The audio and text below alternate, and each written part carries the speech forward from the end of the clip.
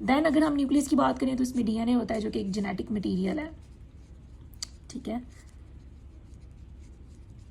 Genetic material जो DNA है ये एक्चुअली आपके पास इतने छोटे से न्यूक्लियस के अंदर कैसे पैक होता है, तो यहाँ पे दो चीज़ें ज़हन में रखें।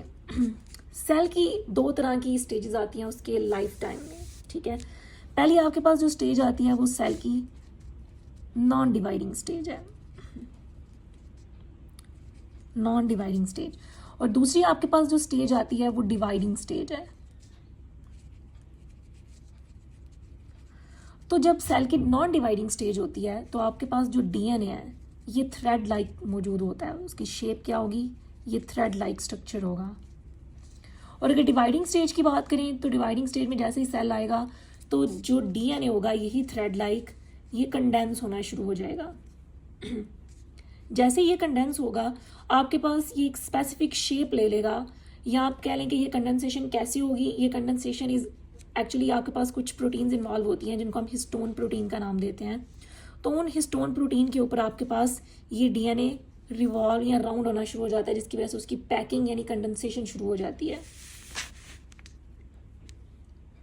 डीएनए कंडेंस होना शुरू हो जाता है और कंडेंस होकर आपके पास स्पेसिफिक प्रोटीन्स के ऊपर कह लें कि ये पैक होना शुरू हो जाता है, उनकी गिर्द राउंड होना शुरू हो जाता है।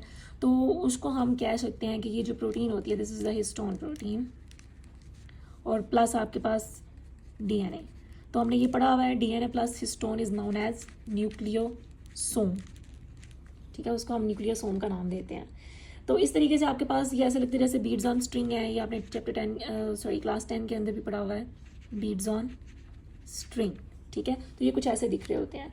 उसके बाद कहते हैं किसी तरीके से ये पैकिंग होती रहती है, कॉइलिंग होती है, सुपर कॉइलिंग होती है डीएनए की, ठीक है, कॉइलिंग प्लस सुपर कॉइलिंग।